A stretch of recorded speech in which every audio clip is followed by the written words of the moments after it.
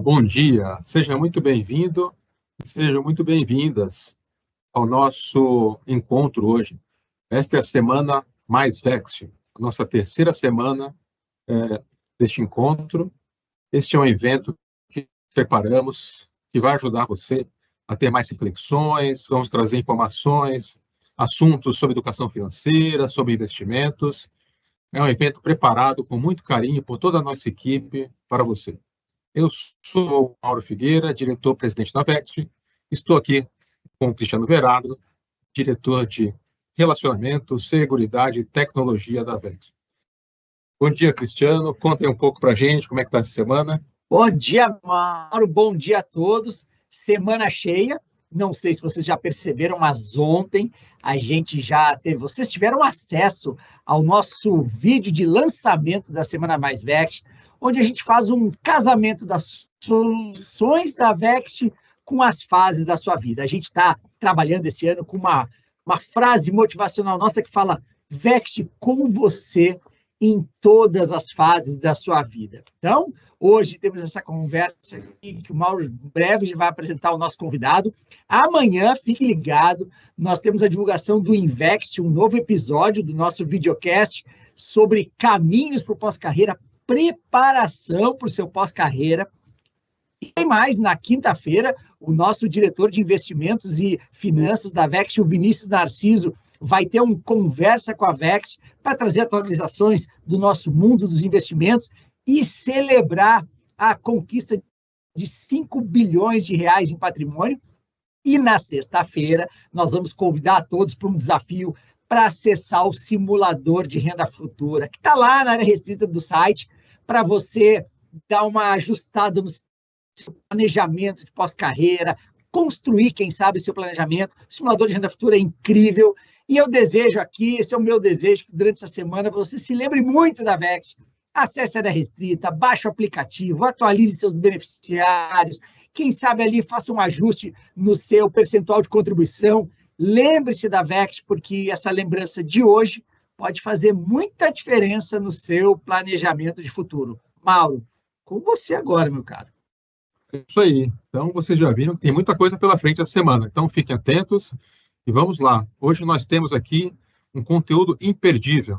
Vamos receber um dos maiores especialistas em carreira do Brasil, Rafael Souto. Rafael é uma referência em gestão de carreira. Ele é formado em Ciências Jurídicas e Sociais, colunista de veículos como Valor Econômico, Você SA, Você RH, está constantemente em vídeos da Associação Brasileira de Recursos Humanos e do portal doexame.com. Rafael, seja muito bem-vindo à nossa terceira Semana Mais Vext. É um prazer estar aqui com você. Vou passar a palavra para você agora.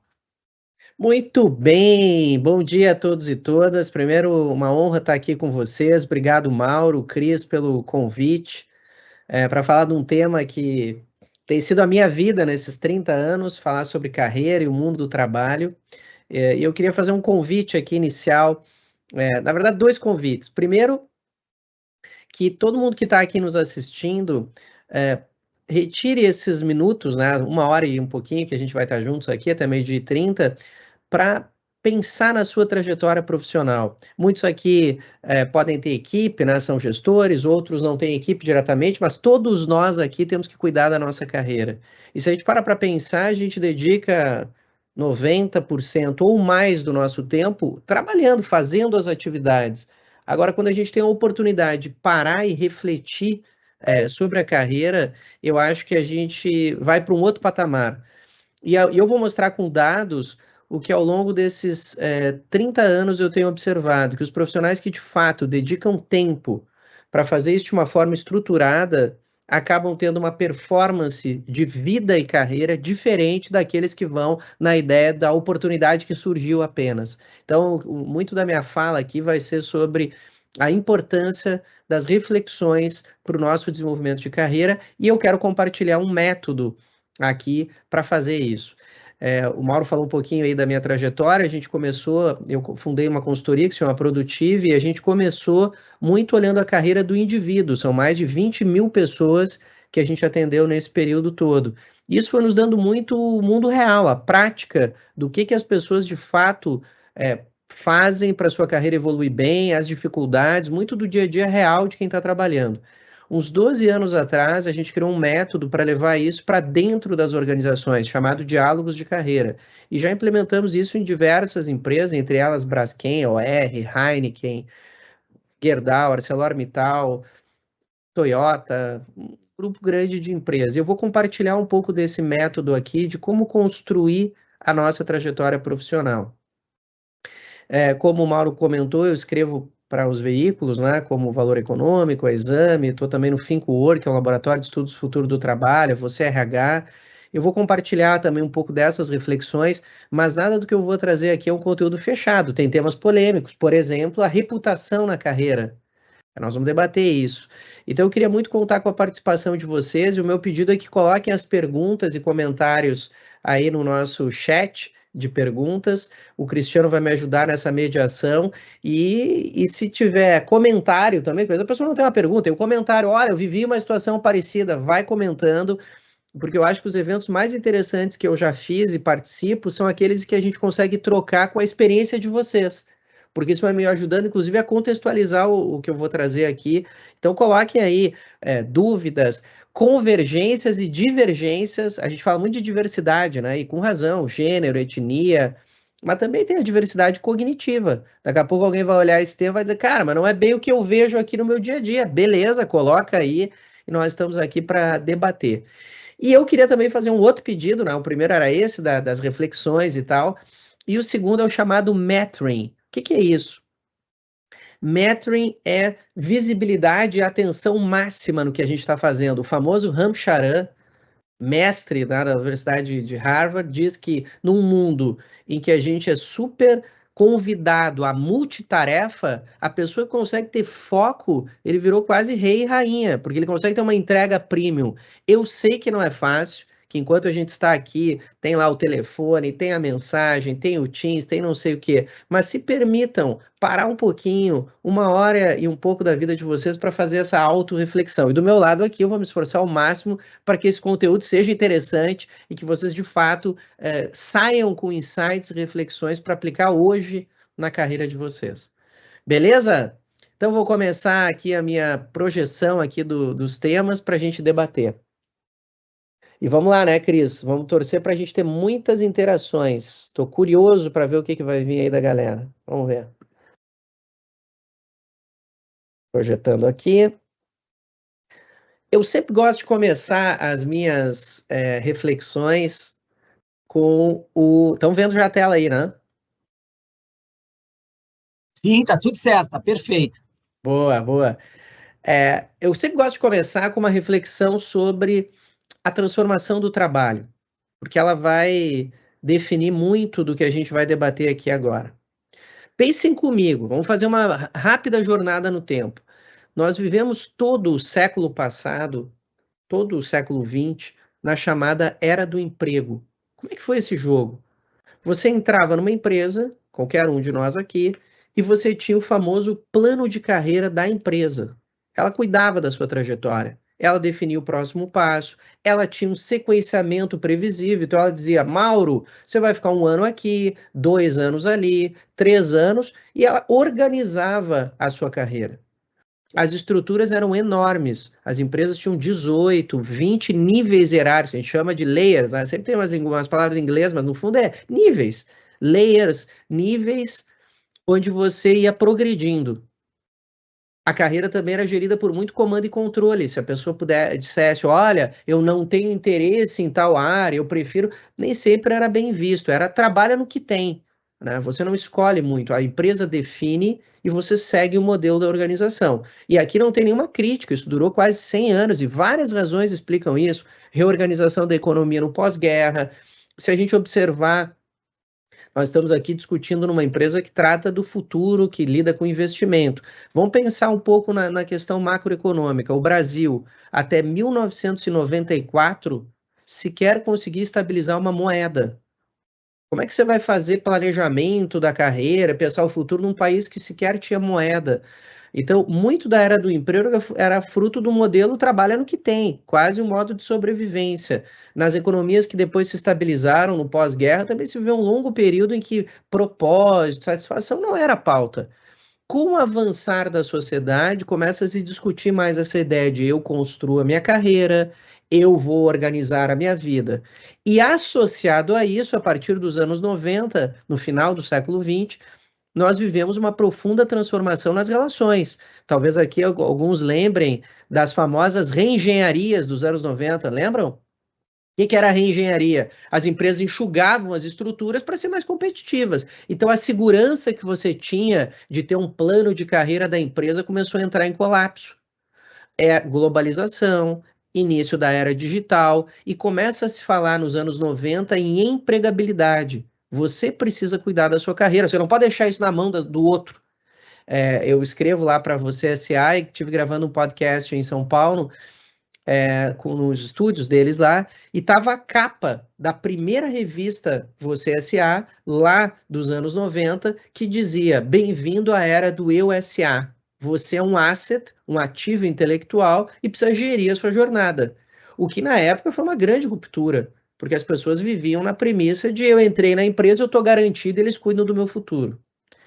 Isso se intensificou e a gente chegou no século XXI falando já em trabalhabilidade, ou seja, esse ativo intelectual que somos nós já não tem mais previsibilidade estrutural. Então aqui, se alguém nessa conversa aqui ainda esperava o plano de carreira da empresa, eu vou fazer um convite, nós vamos todos ao Museu do Ipiranga e vamos procurar um pergaminho com o plano de carreira da empresa. Isto não existe mais.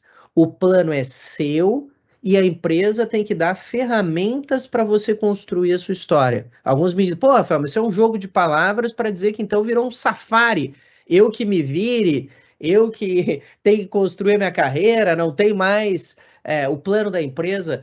A estrutura não permite mais isso. Quem é que sabe aqui exatamente onde vai estar daqui a 2 anos? Não tem mais como, a dinamicidade das empresas e dos negócios e as reduções de estrutura impedem essa previsibilidade de estrutura. A empresa, então, tem que dar ferramentas. O que são as ferramentas? Recrutamento interno, treinamento, uma informação sobre as áreas para você poder construir o seu cenário de carreira. E isso joga para o indivíduo, sim, uma responsabilidade que durante quase todo o século XX foi delegada, que é a responsabilidade de construir o seu projeto. E o como fazer isso é que nós vamos aprofundar na sequência. Para colocar um pouco mais de lenha na história, a partir da pandemia, fazendo uma linha pequena, né, um disclaimer aqui, a pandemia foi um horror do ponto de vista econômico, impacto nas famílias, na saúde das pessoas, na estruturação da vida. Do ponto de vista do trabalho, ela foi um catalisador de mudanças. A gente fala em era da personalização. Então, eu saio lá da era do emprego, passo pela ideia de empregabilidade, você começa a cuidar da sua carreira, começo a falar em trabalhabilidade e entro na era da personalização. O que é isso? Eu não tenho, além de não ter um plano de carreira a mais, o plano é seu, as possibilidades são múltiplas. Alguns aqui talvez queiram uma carreira técnica na organização que trabalham. Outros pensam em liderança, outros têm mobilidade geográfica, outro pensa em carreira internacional. E toda essa ideia de personalização exige planejamento. Então, nós não temos como ter um modelo para todo mundo, né? Do one size fits all, um modelo para todo mundo. Então, a gente diz que quem é líder tem um papel adicional, que a gente chama aqui no final, a do líder conselheiro, e que ajuda as pessoas a construírem a sua história. Nós vivemos um período em que o diálogo é fundamental, porque eu não consigo fazer esse projeto sozinho. Eu preciso buscar mentores, pares, pessoas para eu ir construindo o meu cenário. Isso exige curiosidade. Eu até escrevi um artigo que chama Só os Curiosos Vencerão. A curiosidade é um comportamento exploratório chave para essa transformação. Muitas pessoas, tenho certeza que aqui nessa sala não, mas ainda tem uma galera que pensa que o plano de carreira deveria vir da empresa. Não virá mais. são viúvas da era do emprego. E não importa a faixa etária. Tem gente que vai de patinete elétrico trabalhar, desembarca na recepção. Cadê o plano de carreira da empresa? Cara, não tem plano de carreira, o plano é seu. Então, isso não tem muito a ver com faixa etária, tem a ver com modelo mental.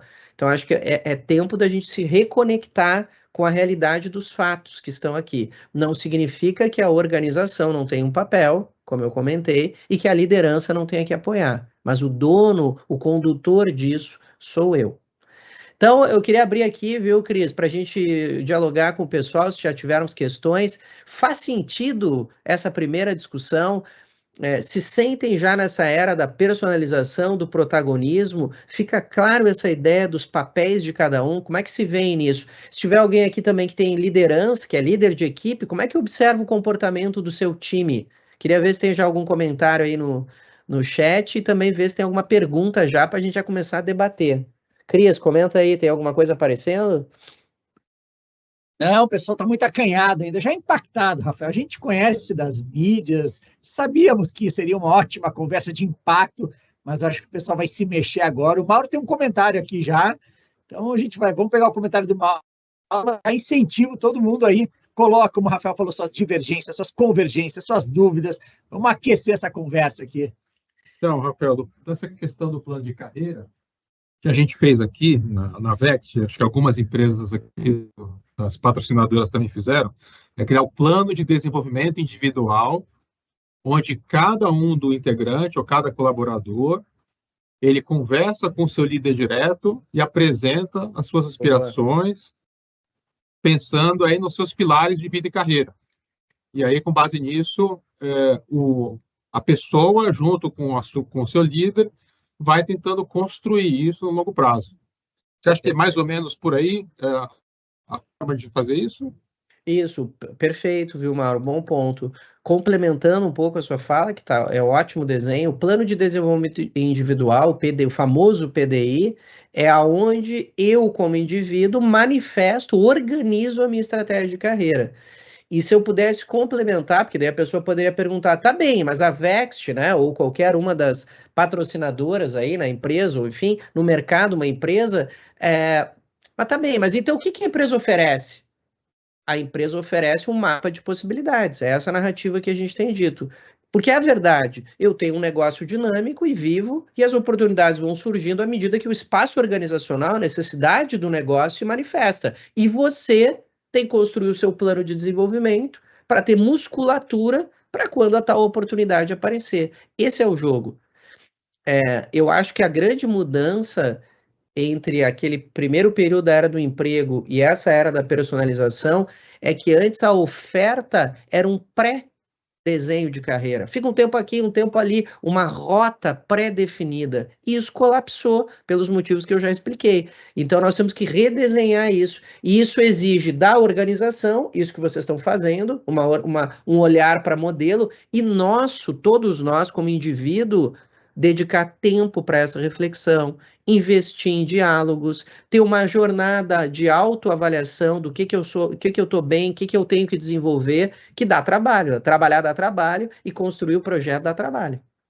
E é isso que Rafael, a gente quer agora na sequência, com o modelo, ajudar a que esse plano de desenvolvimento fique bem sólido, bem organizado. Fala, Cris. Legal, veio aqui, ó, o pessoal foi motivado pela nossa provocação.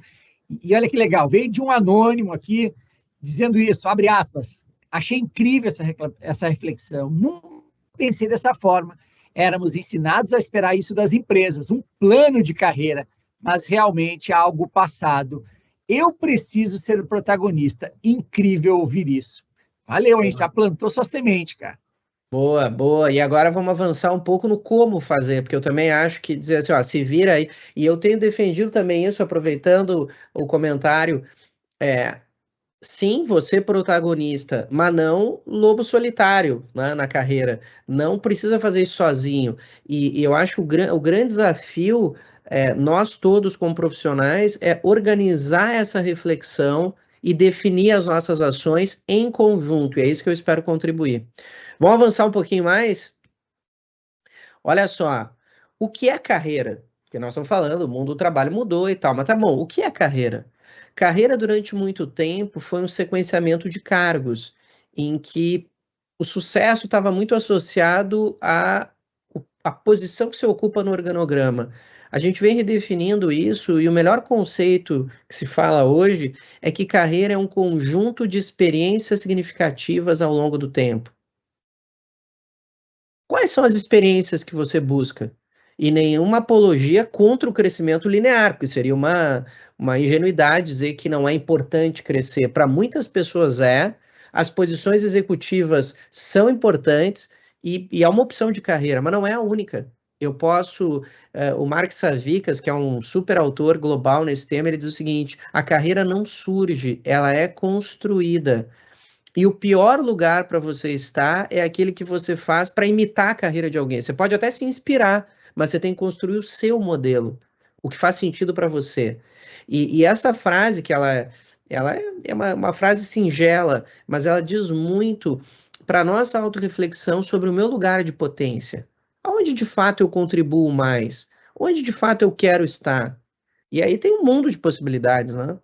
Então, carreira como um conjunto de possibilidades e uma sequência de experiências significativas. Vamos ficar com esse conceito, porque agora eu vou entrar no conjunto de pilares de carreira, que é o núcleo do modelo de construção do plano de desenvolvimento, que o Mauro muito bem comentou há pouco, para que a gente consiga, então, organizar essas reflexões e que cada um saia aqui com uma reflexão de projeto para a sua carreira.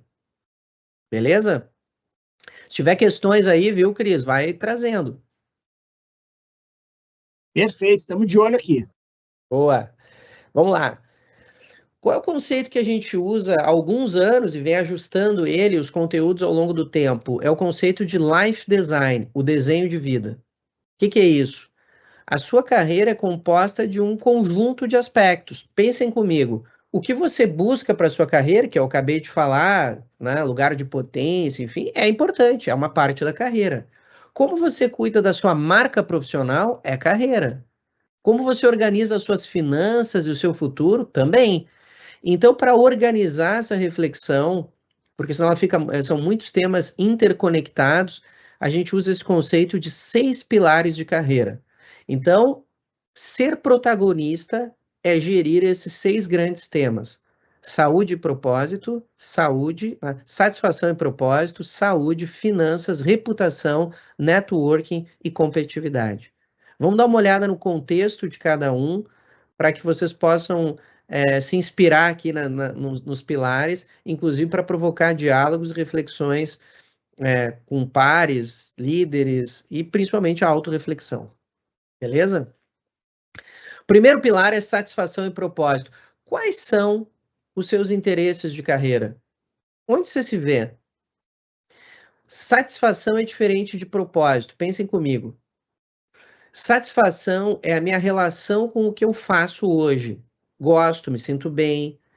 Propósito tem a ver com a minha proposta de futuro, o que eu proponho, que tem a ver com lugar de potência, e isso vai se construindo, onde eu me imagino. E muitas vezes, para chegar no meu propósito, eu vivo insatisfações. Vou dar um exemplo. Alguém está lá, sei lá, numa área industrial de uma empresa, lá na Braskem, por exemplo, e ele quer ser gerente industrial, um sênior industrial. Até tenho recomendado que essa reflexão seja mais em alvo móvel do que cargo, porque o cargo talvez nem exista. Quero ocupar uma posição de liderança na área industrial. Para chegar lá, talvez eu tenha que passar por manutenção, que não é a área de maior satisfação que eu tenho, mas eu sei que é estratégico para aquela posição. Então, talvez eu tenha insatisfações de curto prazo em prol do meu propósito. E isso derruba o mito do trabalho perfeito. Aquela ideia que eu até brigo lá no Valor, na Exame, com a história do ambiente Google, o cara com um tobogã no meio do escritório, um escorrega e um coelho no colo. Eu não tenho nada contra o coelho, nem o tobogã, e nem nada disso, mas não é essa satisfação de fora para dentro, é de dentro para fora. O ambiente ajuda, quem é que não quer um ambiente bacana e bonito e levar o coelho para trabalhar? Não tem problema, mas o ponto central é o que eu busco para minha carreira e o caminho que eu vou construir para lá. Então, isso aqui não tem a ver com felicidade permanente, embora o tema seja válido, porque se eu tiver muitas insatisfações todo o tempo, o cara não consegue aguentar, né? Não consegue lidar mas é estratégico muitas vezes você ter que fazer atividades que não são as ideais em busca da proposta maior para sua carreira. E faz parte da vida. O ideal é que a gente consiga ter um caminhar para o propósito, onde eu me vejo na minha carreira e gostar do que eu faço majoritariamente. Mas nada tem a ver com o mito do trabalho perfeito, que inclusive eu acho que como mito é uma idealização. A gente lida com chatices no trabalho o tempo inteiro. Isso faz parte, em busca do meu propósito maior. Outro ponto importante de satisfação e propósito é que essas coisas vão mudando. Ela, como eu disse antes, ela é construída, ela não é uma luz divina que me diz, não, agora aquela coisa meio romantizada do propósito, né? Como se fosse uma visão de servir o mundo e uma causa. Eu posso até ter isso, mas a proposta principal de carreira são os lugares que eu me vejo ocupando. E esses lugares são macro-reflexões, áreas. Então, quais são as áreas, né, que você se vê? Me vejo mais trabalhando na área financeira, me vejo mais trabalhando com negócios, me vejo trabalhando mais com clientes. Onde é que eu me vejo? Segundo, os temas que me movem, temas que eu gosto de estudar, que eu sou mais curioso, que eu tenho interesse. Tenho interesse em liderança ou não tenho interesse? Prefiro posições mais técnicas. São macro-reflexões. Por exemplo, tenho interesse em carreira internacional? Tenho mobilidade geográfica, não tenho, quero ficar na cidade que eu estou, e não tem certo ou errado. Quero uma carreira mais técnica, e claro que as minhas escolhas vão impondo discussões. Eu quero crescer muito, quero ter uma carreira internacional. Beleza, isso impõe uma série de questões, né, familiares, né, de sacrifícios para isso, e que tem que estar na conta. Que também é uma outra preocupação que eu tenho aqui para o debate, que é o propósito, ele dá muitas possibilidades, mas ele traz muitas responsabilidades associadas, e a gente precisa ponderar sobre isso. Porque eu tenho escutado muitas pessoas dizendo assim, eu prefiro uma carreira técnica, eu não quero liderança. Prefiro uma carreira técnica, é o que eu gosto, mas eu quero ganhar tanto quanto um executivo. Essa conta não vai fechar. A minha escolha técnica traz consigo impactos que podem ser muito positivos. Estou feliz com o que eu quero e ninguém está dizendo que a carreira técnica não pode ter evolução financeira favorável. Mas muitas vezes, na maior parte das empresas, ela não tem a mesma capacidade de retorno financeiro direto que uma posição executiva tem. Agora, nem por isso vai ser feliz só porque ganha mais dinheiro, porque a gente vê que isso não é sustentável no tempo. Né? Quer dizer, uma carreira só movida pelo retorno financeiro. Então, satisfação e propósito, ela é uma discussão muito privada. Por quê? Porque aquilo que você, como gestor, acha que é o melhor para o funcionário, às vezes a pessoa não quer. E quem é líder precisa ter um cuidado enorme nesse pilar para ajudar a sua equipe, que é a não inferência. Eu não posso inferir o que é melhor para o outro. Eu tenho que dialogar, inclusive tolerando a minha frustração. Eu vejo muito potencial no Cristiano para tal coisa, mas o cara não quer. Faz sentido eu, como gestor, forçar isso? Eu posso provocar reflexão, posso dar minha opinião como líder do que eu já vivi, mas não posso forçar. Em que pese muita coisa no trabalho ser comando e controle. Meta, rotina, questões regulatórias. Não vou cumprir uma norma do Banco Central porque eu acho que eu sou protagonista. Não é isso. Agora, na gestão da minha carreira, eu preciso ter autonomia. Então, esse é o contexto do primeiro pilar. Beleza? Se aparecer, estou querendo questões aí, Cris. Vamos ver. Eu também. Vamos lá. Mas, por enquanto, tá todo mundo quietinho, prestando atenção com foco, cumprindo aquele seu convite inicial lá. Boa. Segundo pilar, saúde física e emocional. 2 pontos aqui. Primeiro é autocuidado. Eu estive participando de um debate com a diretora global de saúde da Well Hub, que é o antigo Gympass, né? E ela é uma estudiosa do tema de saúde mental, né? As relações de trabalho, o ambiente, toxicidade das relações e tal. E a gente estava falando de carreira, né? Especificamente ela falando disso. E um dos temas que ela apresentou é a importância do autocuidado. Então, nesse contexto aqui do pilar 2, o primeiro aspecto do autocuidado é que, por mais que a gente deva esperar um ambiente bacana, as empresas vêm tratando disso. Eu me lembro que teve uma empresa, uns 15 anos atrás, que o presidente da empresa, assim, eu ia dar uma palestra lá, não, mas não me fala desse pilar, porque esse pilar aí, tira esse slide, eu gosto de você, mas tira esse pilar que aqui a gente não trata isso. Eu disse, né? Eu fiquei até constrangido na época. Ainda bem que isso mudou. Hoje as empresas falam de saúde, a NR1 está aí, é uma luta no ambiente de trabalho, afastar assédio, né? E eu não estou dizendo que isso é maravilhoso, que está tudo resolvido, mas tem uma caminhada melhor aqui. Embora síndromes de esgotamento e burnout tenham aumentado nos últimos anos. Tudo isso é importante, mas ela começa por autocuidado. E eu vou dar um exemplo. Uns 2 anos atrás, um profissional de uma organização nos procurou porque ele queria trocar de trabalho. E a gente tem lá uma área, né, de carreira na Produtiva. E aí a gente perguntou, por quê? Meu pilar, né, ele não falou a expressão pilar, a minha vida pessoal tá uma bagunça, minha saúde tá péssima, eu tô trabalhando que nem um maluco. Tá bom, então vamos conhecer a sua história e vamos entender por quê, né? E até para a gente poder ver o que vai buscar. Ao contar a história, ele se deu conta que muito do problema de saúde, não todo, mas muito, partia da própria questão de falta de autocuidado. Não cuidava da alimentação, não fazia atividade física. Na época da pandemia, o cara trabalhava muito mais horas do que era pedido, às vezes por desorganização do tempo, não priorização. Então, parte do burnout vem da falta de autocuidado. E quando a gente estuda o pilar de saúde mental, a gente vê que não são as pessoas infelizes com o trabalho que estão com esse problema. São pessoas que gostam do que fazem, mas que não sabem estabelecer os seus próprios limites. Então, eu acho que o primeiro ponto é assim, ninguém vai cuidar tanto da nossa saúde como nós mesmos. Então, tá atento aos sinais, investir tempo nisso. Dialogar sobre isso.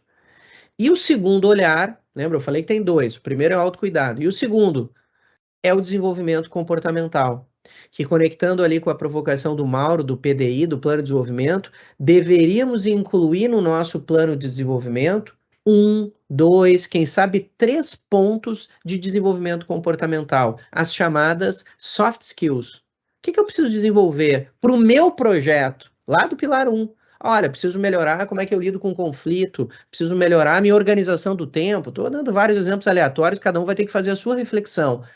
Como é que a gente descobre o que a gente tem que desenvolver do ponto de vista comportamental?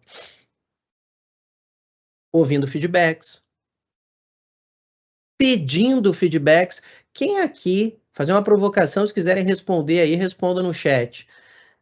Quem aqui costuma pedir feedback para o seu gestor? Pedir. Chegar e dizer, ô Cristiano, Mauro, por favor, eu queria um feedback seu, o que está indo bem, o que não está, o que eu poderia desenvolver do ponto de vista comportamental que você observa. A gente fala muito de oratória e pouco de escutatória, né? A ideia de você escutar e buscar ativamente desenvolvimento não é uma cultura média estabelecida, muito pelo nosso ego. Né? Tem um livro clássico, né, que eu até recomendaria aqui, que é O Ego é Seu Pior Inimigo. Para proteger o nosso status, a gente muitas vezes não está disposto a ouvir o que tem que melhorar, ou se sente atacado por isso. E uma grande qualidade de learning agility do profissional que aprende é a capacidade de escutar sem levar aquilo para o fim do mundo. Né? Então o cara está me atacando, porque ele disse que eu não faço isso bem, é o fim de tudo. Entender que, se eu tenho um feedback, se dos 8 bilhões de sapiens parou o tempo dele e veio me dizer, Rafael, eu queria dar uma dica para você aqui, dá uma pensada nisso, eu deveria agradecer. Se eu vou mudar, não vou mudar, é um direito meu, mas no mínimo ouvir. Por que eu digo isso? Porque a capacidade de leitura, escuta e valorização de feedbacks é a gênese, a origem de muita coisa de desenvolvimento comportamental. Porque é difícil a gente ter insights sozinhos, né? Pelos nossos vieses. Eu estou lá vivendo o dia a dia, muita gente acha que está tudo bem. Daqui a pouco alguém pega e me diz, mas Rafael, tem um comportamento seu lá no grupo que não está legal, cara. Eu posso decodificar isso como um ponto de desenvolvimento comportamental. Então, eleja. Boa, vai lá. Não, pode terminar aí, que eu achei que tu ia pausar, tem uma colaboração aqui. Eu só ia fechar dizendo que eleja 1, 2 pontos de desenvolvimento comportamental e coloque no seu plano. E priorize ele, porque eu também acho que a gente não tem que botar 500 coisas. Eleja 2, 3. Se eu pensar 3 soft skills, né, comportamentos que eu deveria reavaliar ou desenvolver, já é uma super jornada de desenvolvimento comportamental. Fala, Cris.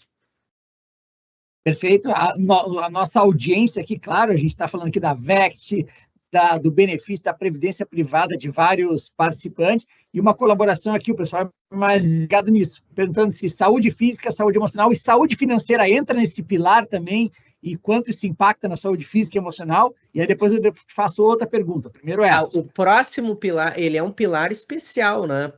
Lembro aqui na linha dos pilares, ó, finanças, ele é um pilar separado. Vai ser mais para frente. Nós vamos olhar ele agora e já respondendo, ele está intimamente ligado ao segundo, porque uma problemática financeira impacta o pilar 2, não só.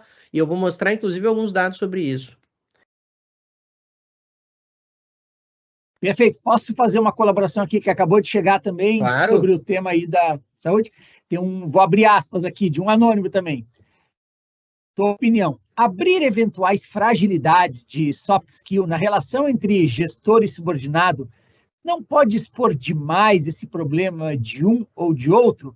Como trazer mais segurança para o subordinado ter esse comprometimento? Fecha aspas.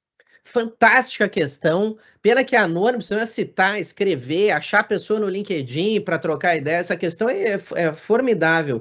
A vulnerabilidade, que é você se mostrar frágil, foi durante muito tempo, um problema nas relações. E o jogo era esse mesmo.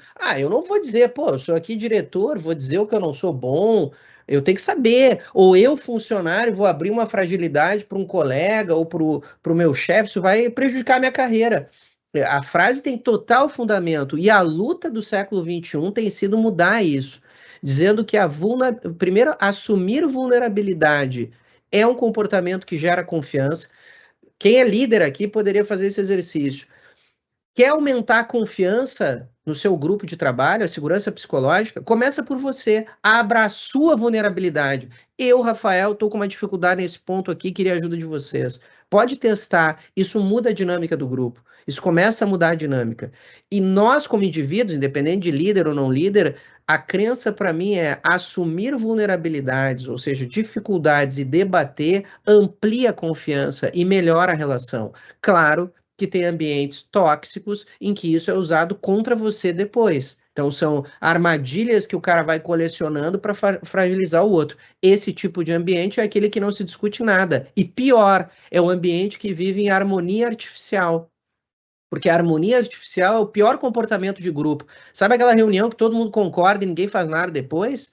Isso é uma reunião de baixa confiança. Porque a reunião boa é que a gente pode ter conflitos, que a gente pode dizer que não sabe. Isso significa que o grupo é saudável. Então, a resposta é, em grupos saudáveis, e a gente precisa lutar para isso, a vulnerabilidade é fator de união. Em grupos tóxicos, a vulnerabilidade, né, a fragilidade é motivo de perseguição, retaliação e força a harmonia artificial. Normalmente, esse tipo de grupo tem mais dificuldade de entregar resultado e adoece mais. Então, a gente tem que lutar contra isso. Como? Comece a exercitar as conversas sinceras. Comece a exercitar o jogo da transparência, porque é isso que vai aumentando a confiança no grupo. Esse é um super capítulo, segurança psicológica, e é a base de grupos de alta performance. Rafael, deixa eu fazer um comentário. Eu vi algumas manifestações aqui, bem oportunas, com relação a essa questão de você equilibrar a saúde emocional. Porque à medida que você vai crescendo na sua profissão, você vai recebendo mais responsabilidades, você tem mais metas, você precisa aparecer mais, você tem mais entregas. Então, muitas vezes, você acaba não conseguindo cuidar da sua vida pessoal, porque você está dedicando muito para a sua vida profissional. Isso acaba impactando o seu pessoal. Então, para essas pessoas, e para todos nós temos esse dilema, né? A nossa vida, o nosso crescimento, né? Tem alguma recomendação, alguma sugestão, alguma reflexão que a gente pode fazer para tentar equilibrar essas duas coisas? Porque a vida é uma só, né? A profissional e a pessoal, você só tem uma vida e você está dedicando tempo para as duas coisas. Essa é uma equação cada vez mais difícil, né? Eu tenho visto uma série de fatores, né? O mundo digital, as estruturas enxutas, se a gente olhar, né, o número de pessoas nas organizações para as atividades vem sendo reduzido, então tem uma sobrecarga real de trabalho. Quem é líder sabe que tem um risco, inclusive, de colapso da liderança. O líder tem que cuidar do diálogo de carreira, do feedback, da sucessão, tem que dar resultado e tal. Então, tudo isso pressiona. Eu acho que a chave é o autocuidado. Eu tenho que entender o que me mantém saudável para poder fazer as coisas e lutar por isso. Desde pequenas coisas, né? A própria essa diretora que eu participei do fórum, ela dizia que um presidente de uma empresa que ela estava atendendo, dizia que o cara tinha um ritual que era ter alguns minutos, 2 minutos de meditação, de respiração mais profunda por dia antes de iniciar os turnos dele, né? De manhã ou de tarde, para dar uma refletida e melhorar a qualidade. Tem outra coisa, cuidar sono, alimentação, olhar para os...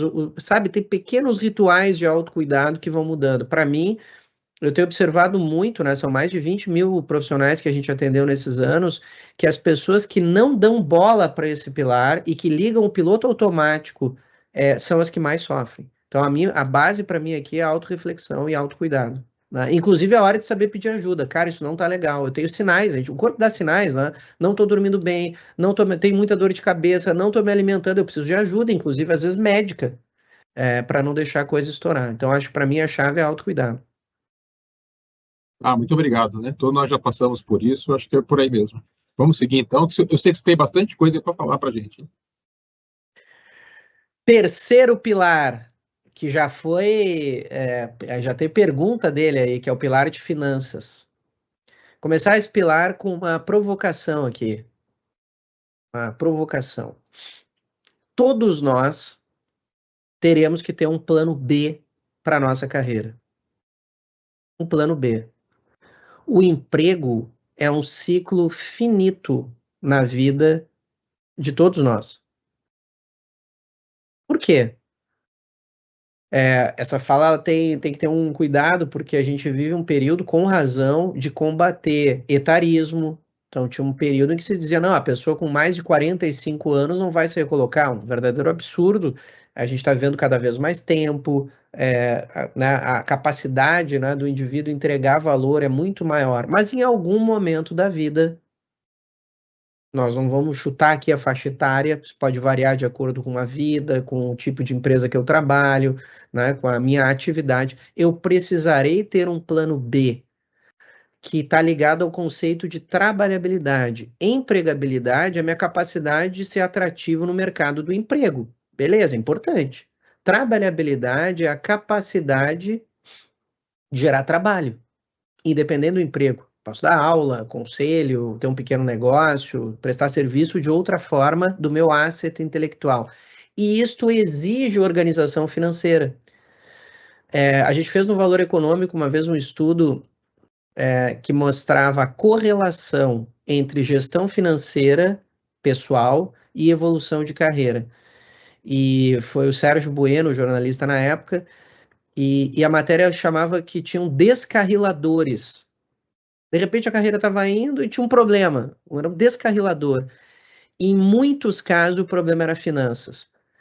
O indivíduo com má gestão financeira precisa tomar decisões apertado, ou seja, ele não consegue refletir, então ele está fora do mercado, tem que voltar, tem que aceitar qualquer coisa. Ele está dentro da empresa, ele está numa algema de ouro, porque não pode sair. Ele não consegue tomar risco, porque ele tem medo de perder o emprego, porque está com uma desorganização financeira. Em casos mais extremos, a gente vê isso, a pessoa pede desligamento para pagar as contas, né? Resolve um problema e gera outro. Então, a boa gestão financeira, ela está intimamente ligada ao conceito de trabalhabilidade e era da personalização. Outro ponto de conexão, qual é o budget, o orçamento que você tem para a sua carreira? Grandes empresas têm bons investimentos na carreira e devem ter. Né? Eu converso com as áreas de recursos humanos todo o tempo, de algumas empresas que estão aqui, tem lá treinamento disso, investimento em idioma, e tem que ter mesmo, porque eu acho que a empresa tem um papel educacional. Mas vamos imaginar que por exemplo, das soft skills do pilar 2 que você elegeu para desenvolver, não estão na agenda da empresa esse ano, não tem treinamento para isso. Eu vou usar aquela máxima lá da era do emprego. Ah, se a empresa não pagar, eu não vou fazer. Mas como? A carreira é sua. Eu vou ter que investir nisso. Parte dos investimentos sou eu que faço. E o que aconteceu da era do emprego para cá que aumenta a relevância desse pilar? Nós vivemos ciclos de mais instabilidade. Vivemos. Os ciclos, né, de bonança e crise são mais frequentes. Então, eu ter uma boa gestão financeira, isso inclui, né, ter um horizonte de receita para o futuro, organizar, dedicar tempo para esse pilar. Quando falei que ser protagonista não é só um jogo de palavras, dá trabalho. Eu tenho que investir tempo, eu tenho que estudar os investimentos, eu vou ter que olhar para o tema, eu tenho que ter um letramento. Eu sou otimista porque eu acho que isso vem melhorando no país. Né? Os dados mostram, né, que a educação financeira é um tema que vem ganhando força, mas ainda me parece que tem um grande espaço e que muitas pessoas, inclusive um subtítulo daquela matéria chamava Os ricos também choram, porque mostrava que ganhar mais não era necessariamente sinal de independência financeira, se não houvesse uma boa gestão de receita e despesa, de projeção de investimento. Respondendo aquela pergunta, né, Cris, da correlação de finanças e saúde, há uma correlação direta. Um dos maiores estressores da vida contemporânea são problemas financeiros. Isso interfere no pilar 2, interfere na tomada de decisão, interfere na construção do plano B de carreira. Então, o ponto aqui eu não vou definir, né, porque isso é de cada um, se eu vou economizar 10%, se eu vou fazer o plano tal ou o plano Y. Cada um tem que fazer a sua análise, mas eu preciso olhar para esse tema, eu preciso dedicar energia para isso, porque eu estou gerindo a minha Eu SA. Né? A minha Rafael SA, a minha Cristiano SA, a minha Mauro SA, isso é um pilar do meu negócio, do meu intraempreendedorismo, né? Porque a gente associa assim, empreender a montar um negócio, e no mundo contemporâneo a gente diz que você já é um negócio, só você está vendendo o seu conhecimento dentro de uma organização. Perfeito, vamos embora, isso mesmo. Boa, se tiver questões aí, vai trazendo. Eu faço essas pausas dramáticas para ver se vem uma questão aí, né? Eu vou falar duas coisas. A gente aqui está na Vext, né, celebrando a Semana Mais Vext, e um dos nossos propósitos à disposição dos participantes assistidos é isso, é nós participarmos da vida das pessoas por meio de soluções de previdência, e a gente escreve aqui buscando bem-estar e qualidade de vida no hoje e no amanhã. Isso não são só palavras, Rafael, isso, a Vext tem soluções, mas é isso, ela depende do protagonismo das pessoas, ela depende da vontade. E é isso que a gente fica falando, pessoal, olha, tem um futuro lá na frente, você está construindo o futuro onde você vai morar nele. É protagonismo na veia. Eu vou agora pedir licença para falar o comentário da Ana. Alguém se manifestou, a Ana fez um comentário muito bacana, que tem muito a ver aqui com o mundo das nossas patrocinadoras, e aí, abre aspas. Aqui na Odebrecht, Dr. Norberto, Rafael, o doutor Norberto, fundador, sim, já dizia, é a disciplina que gera o respeito e consolida a confiança. E ela continua, essa disciplina anda muito junto com o atual walk the talk. Então, o líder também ser vulnerável, naquele ponto que você falou, é ser exemplo. Isso será fundamental para aumentar a confiança de equipe. Aí fecha aspas dela aqui. Ele é excelente, né? Tá conectando a questão de disciplina. Um risco que eu vejo que um pouco daquela questão que o Mauro leu sobre a sobrecarga de atividades, a pressão que a gente tem, a dificuldade que dificulta o olhar mesmo do pilar 2, se a gente também não for protagonista e impedir que essa sobrecarga drene a nossa capacidade de planejamento, a gente fica só focado no curto prazo. Eu estou vivendo para o dia de hoje. E a gente está vivendo mais tempo, né? Vocês, né, Cris e Mauro, são especialistas aí nos estudos de longevidade, mas a longevidade média do brasileiro vem subindo. Em alguns centros mais desenvolvidos, ela já bate quase em 80 anos. Vamos imaginar que eu trabalhe bem numa empresa para simular situações reais aqui até os 65 anos e queira, mesmo que a empresa não me tire, eu quero trocar de vida. Como é que eu vou viver mais 15, 20 anos com qualidade de vida? Eu não posso deixar para pensar isso quando eu tiver 65, eu tenho que pensar agora. E eu acho, vocês trabalham com isso mais a fundo do que eu, mas eu entendo que nunca é tarde para você começar. Sempre é possível você organizar, né? Tem, por exemplo, histórias de empreendedorismo, o cara montou uma empresa aos 65 anos e teve sucesso. Não há problema nisso. Mas quanto antes você começar, melhor. Esse é o ponto central, né? Então, sempre há como corrigir, né? Quanto à vida, há esperança. Mas se eu puder fazer isso antes, eu trabalho melhor a minha vida. E aquele antigo desenho de aposentadoria de pijama mudou muito. A maior parte das pessoas não querem isso. Ela quer viajar, ela quer continuar trabalhando em alguma outra coisa, ela quer ter... Até para poder planejar isso, eu preciso de equilíbrio financeiro e previsibilidade, né, para a minha vida. Então, eu acho que esse pilar é um pilar chave que irradia segurança para todos os movimentos que você vai fazer, de vida. Agora, o pilar, na minha opinião, isso é opinião, depois vamos discutir se vocês concordam, mais polêmico. Porque até então vamos combinar que satisfação, saúde e finanças, eles são pilares que têm as suas complexidades, mas eu acho que são inquestionáveis a importância, o que é, claro. Reputação é polêmico. O que falam de você quando você não está na sala? Qual é a marca que você está construindo? Reputação, que é essa marca, é formada pelo o que você entrega e como. Os comportamentos. O que? Consistência, como é que eu estou entregando o meu trabalho, como é que ele é percebido, e o como, os comportamentos. Por que é um pilar polêmico? Porque a gente vive uma época em que a sociedade avançou nos debates de autenticidade, diversidade. Então a fala qual é? E com razão, seja autêntico, seja você mesmo.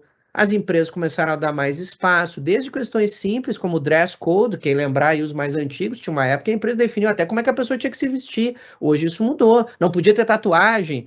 Ótimo que nós avançamos como sociedade para deixar as pessoas com mais liberdade. Mas isso não pode se confundir com eu não preciso cuidar da minha marca. Eu vou ser de qualquer jeito e as coisas vão dar certo. Então, esta liberdade, do ponto de vista social que nós viemos ganhando, não afasta a importância do pilar. E do que a gente está falando aqui? Da percepção, e é este mesmo ponto, quase um NPS, né, o Net Promotion Score, da minha marca. Mas, Rafael, como é que eu vou imaginar do que está falando? É isso mesmo. Qual é a marca que você está construindo? Qual é o impacto que você deixa? Não sei. Então, escolhe aí 2 pessoas, 3 pessoas da sua confiança e faça o exercício hoje. Fulano que trabalha comigo, qual é a imagem que você acha que eu tenho aqui na empresa? E já pede para a pessoa, né? Seja transparente, não vem me dizer o que eu estou a fim de ouvir. Diga o que você de fato pensa e procure ouvir. Será que essa marca que eu estou construindo é a marca que vai me impulsionar lá para o meu primeiro pilar? A gente atende a Heineken, né, entre várias outras empresas. E uma pessoa disse assim, Rafael, entendi. Mas, ela perguntando, uma pessoa e uma pergunta ótima. Essa coisa de cuidar o comportamento, como é que eu tenho que ser, não vai retirar justamente a minha espontaneidade? Agora eu vou ter que ficar mapeando o que os outros pensam e vou ter que me adaptar.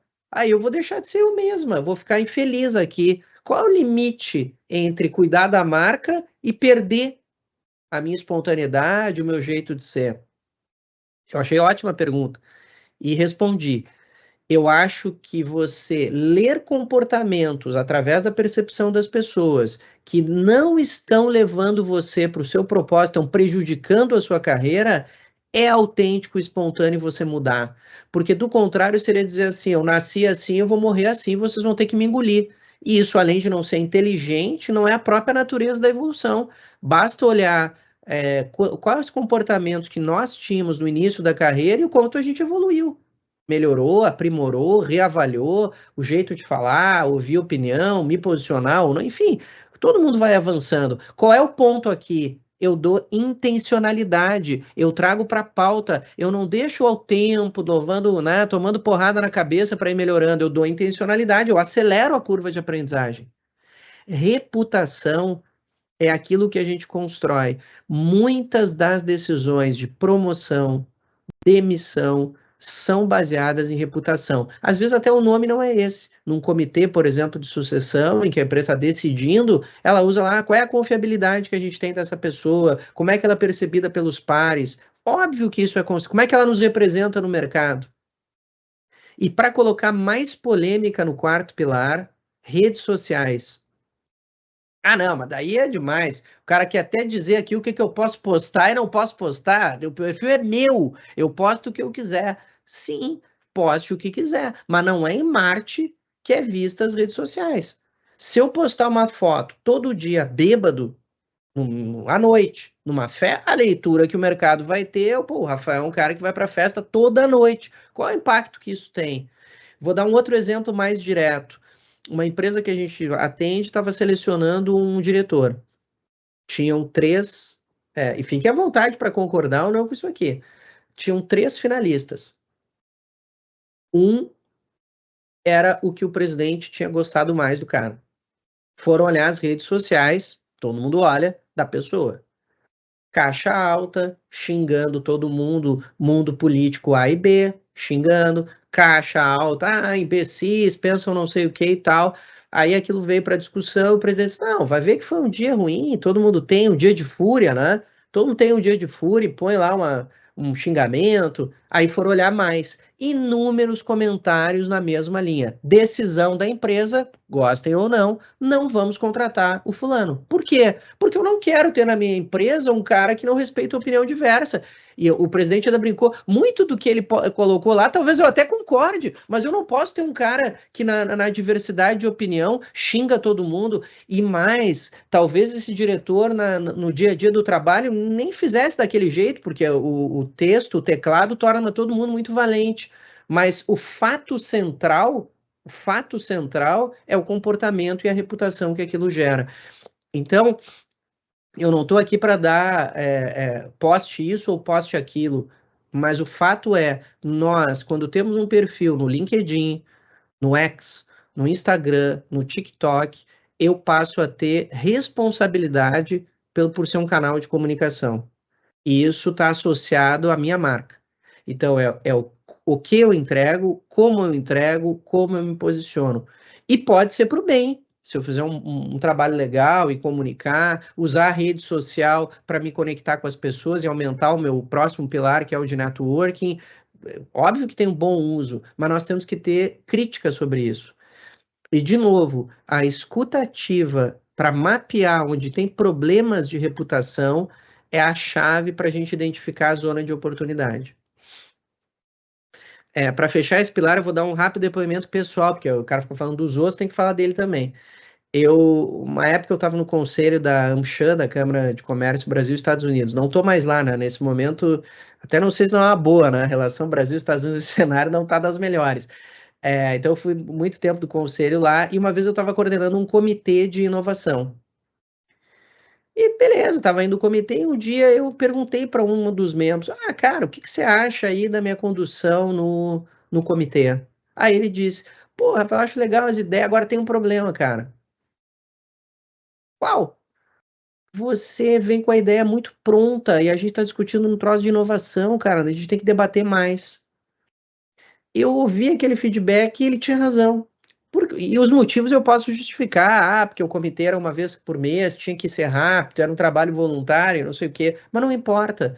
Aquilo foi um ponto importante para eu reavaliar a minha condução, porque a minha marca no comitê, qual poderia ser? Pô, o cara vem aqui e, pô, o comitê de discussão, o cara não discute, e ainda bem que ele me disse e eu pude reavaliar. A gente tem muita oportunidade de correção de rota a partir dos diálogos com as pessoas. E pode ser que tenha muito comentário que eu não queira mudar, mas dialogar, ouvir percepções, identificar, buscar evidências é fundamental. O protagonista é alguém aberto a reavaliar comportamentos.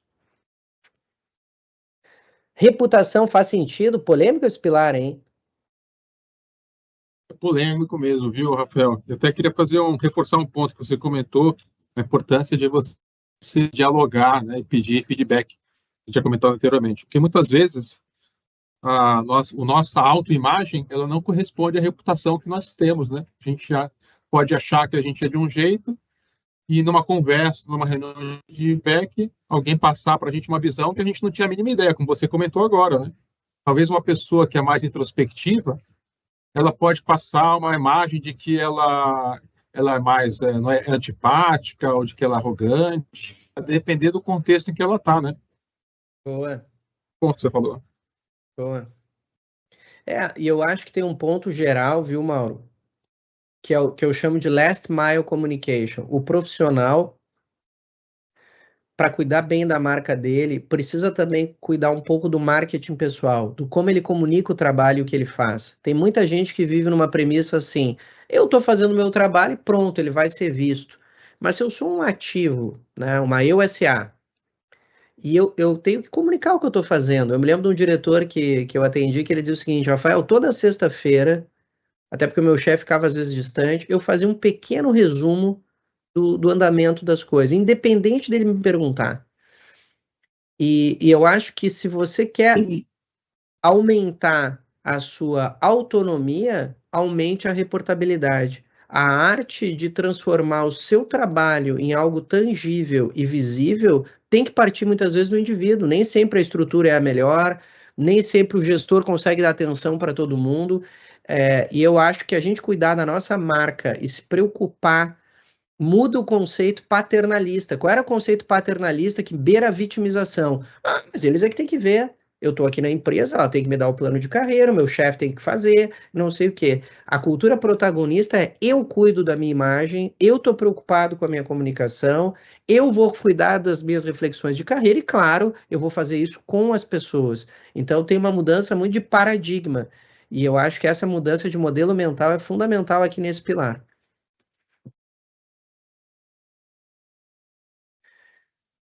Networking, o quinto pilar. Aqui eu dividiria ele também em dois pontos, o networking interno e o externo. O interno é a capacidade que você tem de se articular, ter boas redes dentro da empresa, conhecer as áreas, se interessar, ter capacidade de conectividade com as áreas. É aquela coisa de não ficar olhando para o meu umbigo. Eu posso responder um e-mail ou posso ir lá conversar com a área para entender o problema. Se a gente for perguntar, Mauro, você é presidente da empresa e pode me ajudar nessa questão. Um dos grandes desafios de qualquer CEO é reduzir o efeito de silo, porque a empresa ela vai crescendo, todas as empresas, e a tendência é que as pessoas operem, até pela natureza do trabalho, olhando para a sua área. Qual é o grande desafio da gestão de uma empresa? Dar um senso de todos focados no resultado do negócio, independente da área que você está.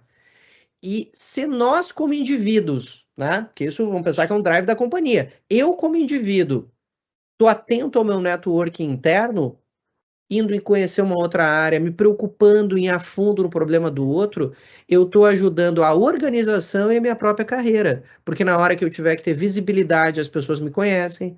Na hora que eu estou lá para até ver se uma vaga numa outra área me interessa, eu conheço a outra área. Então, o networking interno é da intencionalidade, energia para conexão com áreas que às vezes nem sempre eu estou tão próximo e que depende da minha intenção. Aproveitar um programa interno, tá lá num treinamento, aproveita para falar com uma pessoa de uma outra área. É uma intenção de carreira que a gente tem que ter. Onde é que tem oportunidade para eu melhorar a minha relação dentro da empresa e conhecer melhor o negócio? Porque isso é importante para o negócio e para a minha carreira. Faz sentido? Não, faz todo sentido, né? E acho que quanto maior a empresa, maior o desafio, né? Então, hoje você tem empresas aí que estão geograficamente bastante dispersas, algumas estão no exterior, e as empresas pequenas também, né? Então, você saber, acho que saber se relacionar, construir relações, construir alianças, fazer trabalhos em conjunto, descobrir onde estão as informações e ter essa visão mais consolidada, de mais unidade com relação aos objetivos da empresa, é fundamental, né? A gente às vezes não para pensar muito sobre isso. Isso, perfeito. Eu acho o ponto é essa frase final, viu, Mauro? É isso, né? Quando eu paro para pensar, talvez eu veja que tem áreas da empresa que eu estou mais distante. Ah, vou conseguir me aproximar imediatamente? Não, mas nós, Sapiens, não é à toa que a gente dominou com alguns efeitos colaterais esse pequeno planeta azul. A nossa capacidade seletiva e de oportunidade é enorme.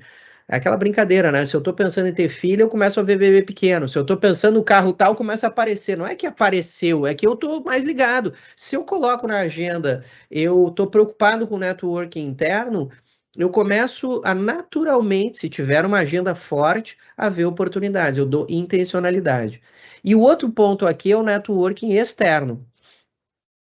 Como é que está a sua rede fora da empresa? Ah, mas isso tem a ver com buscar emprego. Até pode, em algum momento, ser útil para isso. Mas o networking externo tem como origem tendências, saber as melhores práticas, observar o que está acontecendo em termos de futuro, contratar gente, ter uma visão diferente, talvez, de áreas que eu não, até então, não conhecia. Então, ter networking externo e cultivar ele, isso não é fácil. Assim como no pilar 2, a agenda é um pepino, quer dizer, é difícil você ir num evento online como esse que a gente está fazendo hoje, foi um protagonismo de agenda, porque certamente isso aqui conflita com um monte de coisa, e vocês priorizaram estar aqui. E assim vale para diversas iniciativas. E muito do networking externo é você também conseguir manter contatos fora do seu negócio. Então, ex-professores, amigos de outras empresas, é importante oxigenar. O mundo é maior do que a empresa que eu trabalho e o que o setor que eu estou. E a gente muitas vezes é drenado pelo setor, pela rotina, e esquece de construir essa visão ampliada. Imagine uma empresa que não oxigena o seu negócio, que não vai ver tendência, que não olha para fora. O mesmo vale para a minha carreira. Então, networking externo é fonte fundamental de oxigenação, de oportunidade, até para ver que a grama do vizinho não é tão verde, mas é importante estar fora e com essa visão de mundo. Como é que está o networking de vocês, o interno e o externo? Onde tem oportunidades para melhorar? E agora, o último e não menos importante, competitividade, é o pilar mais técnico da carreira. Pensem comigo agora nesse pilar. A gente chama isso de competitividade baseada no perfil T e no gap de oportunidade. Vamos ver. Olha a frase para ver se faz sentido aí. Vamos lá. As carreiras mais competitivas operam em T. O que é isso? Você tem um core sólido, que é o seu eixo funcional, a área que você atua, finanças, recursos humanos, tecnologia, industrial, jurídico, marketing, e é importante ter uma visão global também. Então, eu tenho duas diretrizes para o meu plano de desenvolvimento. No meu eixo core, onde está a minha origem, a minha base, onde tem oportunidade de melhoria? Que sub-áreas, subsistemas aqui que eu não conheço tão bem. Então, para dar um exemplo mais comum, na área de pessoas, né, áreas que estão, dependendo do negócio, tem. Eu estou lá em Talent Acquisition, mas eu não conheço bem cultura e benefícios. Ou eu já estou numa posição mais ampla, mas eu noto que tem uma oportunidade aqui para melhorar o meu conhecimento em benefícios. Identificar zonas de oportunidade aqui é a primeira reflexão. Segunda reflexão para aumento de competitividade, que é o valor objetivo da minha carreira, visão sistêmica. As outras áreas do negócio, que tem um pouco a ver com o network interno, mas aqui é mais específico para as áreas. Eu vou ter que eleger. Ah, o meu conhecimento em finanças é um pouco menor, o meu conhecimento em marketing, o meu conhecimento em tecnologia. Quais são as minhas prioridades? Num mundo em que a gente é bombardeado com conhecimento, e por um lado, a gente chama isso de aprendizagem incidental. Eu posso aprender com um vídeo do TikTok ou com um reel do Instagram, desde que eu decodifique aquilo na minha vida, no meu trabalho e aplique. Aprendizagem não é só um curso que eu vou fazer uma pós-graduação e tal, isso é ótimo, mas hoje a gente tem muitas formas de aprender, só que eu preciso ter intencionalidade, senão aquilo fica, eu não consigo conectar tudo com o meu trabalho. O protagonista, ele faz essa decodificação, ó, cara, isso aqui é um tema interessante que eu posso conectar aqui com esse negócio. Então, inclusive, né, eu tive num evento do Gartner nos Estados Unidos no ano passado, teve um painel sobre IA, inteligência artificial, né, e um dos painelistas é o seguinte, que ele via que o grande futuro do cara na IA, além daquele chavão, não é IA que vai tirar o seu emprego, é quem usa IA, beleza, mas mais do que isso, é quem consegue fazer as conexões, quem consegue fazer o prompt melhor, as melhores perguntas e conectar as coisas. Isso aqui tem a ver com isso, isso é fonte de aprendizagem. Então, eu vi este vídeo aqui sobre tendências de consumo, isso pode ter a ver com esse projeto aqui, deixa eu estudar mais esse negócio. Esse é o conector. Então, 2 reflexões, core e visão sistêmica. E a última, como evitar, na nossa carreira, o efeito Kodak. A Kodak foi um gigante do século XX. Quem é aqui que tirou foto com máquina Kodak? O Cristiano não, porque o cara novo, nem estava nessa época.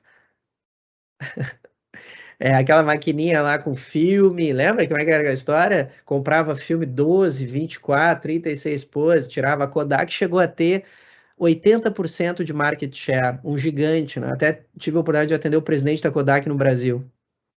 E os caras pediram falência na Chapter 11 americana em 2012, e não conseguiram acompanhar as transformações, todo mundo sabe a história aí da fotografia digital. Mas veja um ponto, isso pode acontecer na nossa carreira também. Obsolescência. Se eu não me atualizar, eu entro em obsolescência. Então não basta eu ter um core sólido e uma boa visão sistêmica. Eu tenho que identificar zonas de atualização, onde o meu negócio está se transformando, a minha carreira está se transformando. Eu gosto de dar o exemplo do... pense no exemplo do contador, para dar um exemplo, sair da IA um pouco. Inteligência artificial está muito no hype. Pegar um exemplo mais do dia a dia.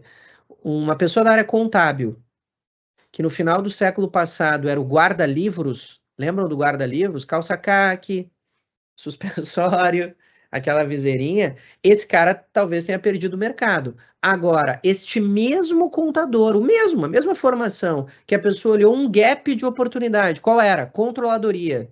E virou controller? Controller está mais vivo do que nunca. Então não foi a contabilidade que morreu, foi o guarda-livros. Quais são as tendências? What's new? O que está vindo de novo na minha área? Eu estou em tecnologia, beleza? Eu estou em marketing, eu estou em recursos humanos, eu estou em negócios. O que está vindo de novo? Eu preciso a cultura chamada do lifelong learning.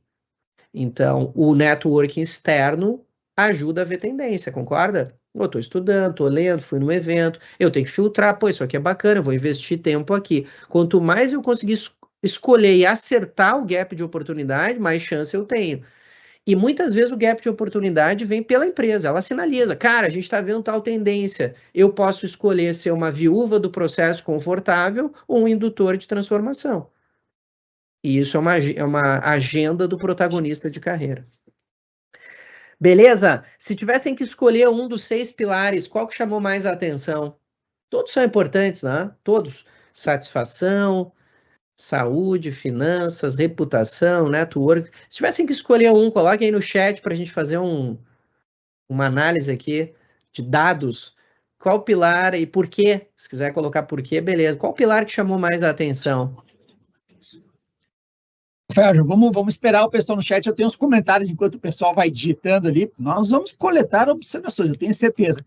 Pô, tu lembraste do caso da Kodak, né? O caso da Blockbuster, que eram as locadoras de vídeo, foi também muito recente, né? Deu espaço depois para Netflix, para os streams. Mas eu ia te falar, muito legal esse teu ponto que tu falou, né? Que hoje na IA, ainda que esteja muito no hype, a gente tem falado, né? Que mais importante que saber usar é saber perguntar por prompt. E é muito legal isso funciona também na carreira, saber perguntar para a sua vida o que está bem, para o outro feedback, essa capacidade de saber perguntar, de ir atrás, linkando com a curiosidade que tu falasse lá no início, saber perguntar, estar curioso. E para mim tem um resumo da tua apresentação que é protagonismo. Essa questão do eu SA, que deu origem a você SA, é muito eu mesmo. E eu encerro com uma mensagem que a gente fala aqui no Vex, a gente fala o seguinte, caramba, a gente quer que as pessoas tenham o seu plano de pós-carreira, usem a Previdência, façam ali suas escolhas, mas elas têm que estar despertadas para isso. Ninguém que não está despertado toma decisão. Cara, essa tua apresentação aqui do início é um soco no estômago, é um convite ao despertamento.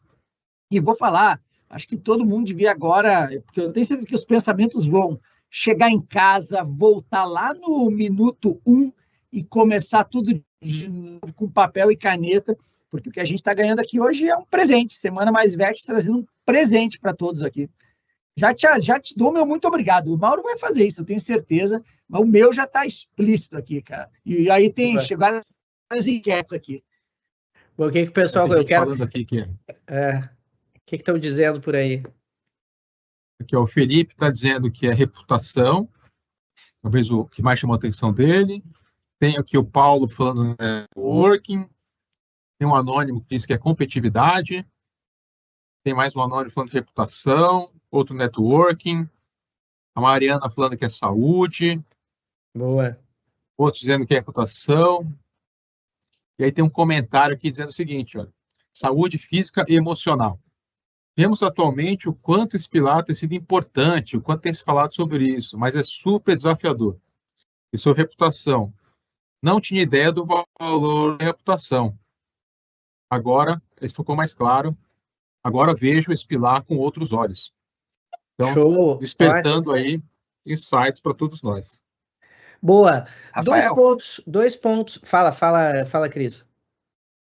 Eu vou pegar um ponto nessa questão de reputação. Eu usei um dia desses numa apresentação que eu fiz, sei lá, para uns jovens aqui nos projetos sociais que a Vext apoia. Eu estava falando de reputação e eu usei um post de Instagram aqui, de LinkedIn, que está na minha frente, que diz o seguinte esse post: um capítulo ruim não estraga toda a sua história. É um post bonitinho, mas eu falava o seguinte, ó, depende do capítulo. Então não vai com essa, só uma situação, só um post de rede social que eu fiz. Depende da situação, depende do post. Então, assim, é melhor cuidar. Boa, ótimo ponto. Tem vários exemplos que situações se tornaram graves, né, por comportamentos que não são bem refletidos, que a pessoa não pensa bem no impacto. Eu quero trazer dois temas finais aqui, a estrutura do trabalho e depois deixar claro os papéis. Estrutura do trabalho. A carreira linear que está aqui, eu não entendo que ela vá acabar. Não vai. As empresas vão continuar tendo organograma, elas vão ter estruturas, mas essas estruturas, como eu falei lá no início, estão enxutas.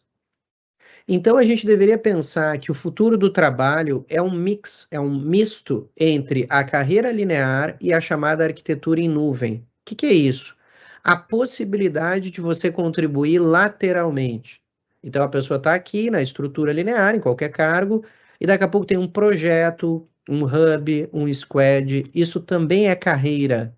Alguns poderiam dizer, mas Rafael, isso aí é só mais trabalho com o mesmo salário. No fundo, não é nuvem, é tempestade. Pode, mas eu recomendaria uma outra visão. Isso aqui, muitas vezes, é uma excelente oportunidade de desenvolvimento. E eu, como protagonista, tenho que ver isso. A gente precisa quebrar aquela dinâmica antiga de capital e trabalho, nós contra eles, e ver o meu ganho de carreira.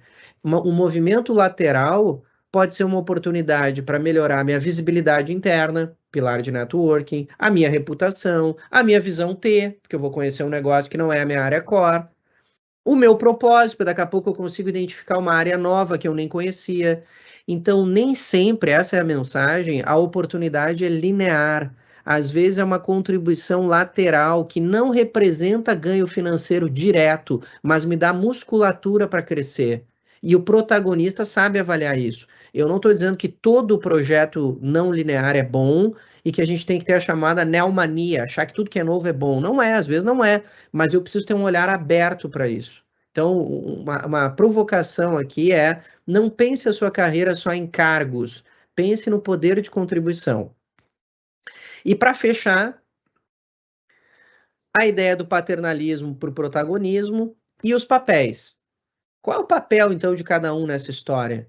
Nós, todos nós, somos protagonistas da nossa história e nós vamos fazendo escolhas para viver o nosso propósito. Como é que eu faço isso? Com reflexão interna, então, refletindo através do que a gente falou aqui, planejando, pensando, exploração externa, diálogo, né, com o meu gestor, com pares, com pessoas de fora, com network, para ir montando cenários futuros possíveis. Quando a gente fala em alfabetização sobre futuro de carreira, não é um único cenário, porque as coisas são dinâmicas. Então eu vou criando cenários para minha carreira. Pô, essa área me interessa, isso aqui é um ponto que eu quero me desenvolver. e eu não espero necessariamente que alguém me traga como era o modelo antigo. Pode ser que alguém traga uma oportunidade, sim. Muitas vezes a oportunidade vem pela empresa, mas eu tenho as minhas reflexões até para poder avaliar a oportunidade que surge. O líder.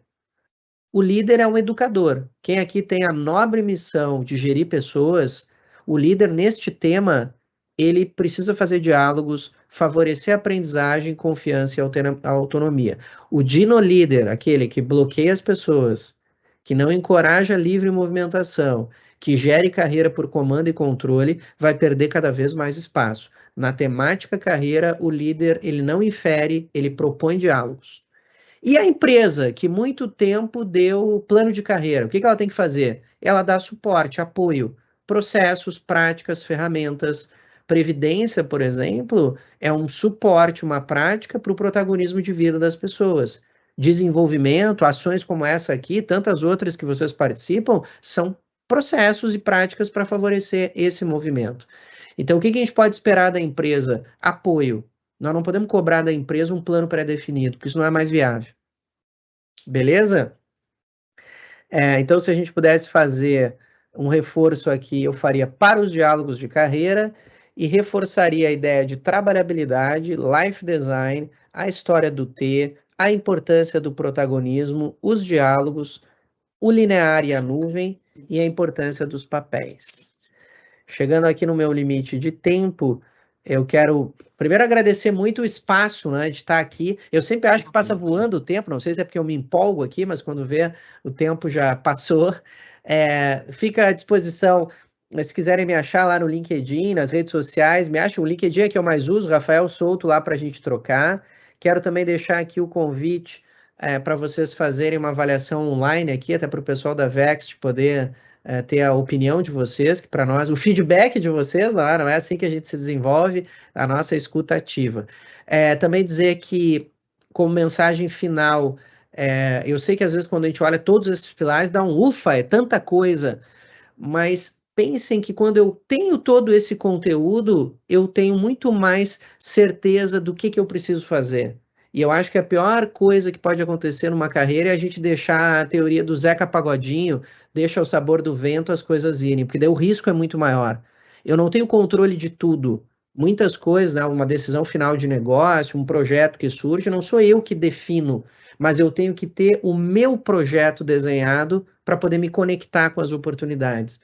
E a minha experiência nesses 30 anos mostra que os profissionais que assumem este controle maior dos temas que lhe cabem, eles têm uma evolução mais satisfatória, que não significa ser diretor, ser chefe necessariamente. Tem muitas opções de carreira, mas para ser feliz na minha trajetória, começa com o meu protagonismo. Então, muito obrigado pelo tempo de vocês, pela energia, né, para estarem aqui conectados nesse tempo. Agradecer mais uma vez o Mauro, o Cris, o time de pessoas da Vext por todo o apoio e a gente segue juntos. Beleza? Muito obrigado.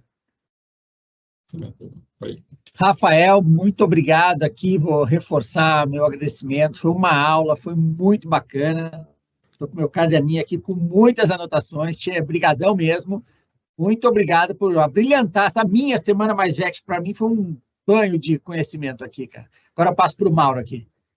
Rafael, muito obrigado aqui, em nome da Vext, agradeço aí a sua participação, foram vários insights que você trouxe para a gente, lembrando aqui a todos os participantes que aqui na Vext você, participante, é protagonista, que eu acho que é uma palavra-chave, um conceito importante que a gente falou hoje.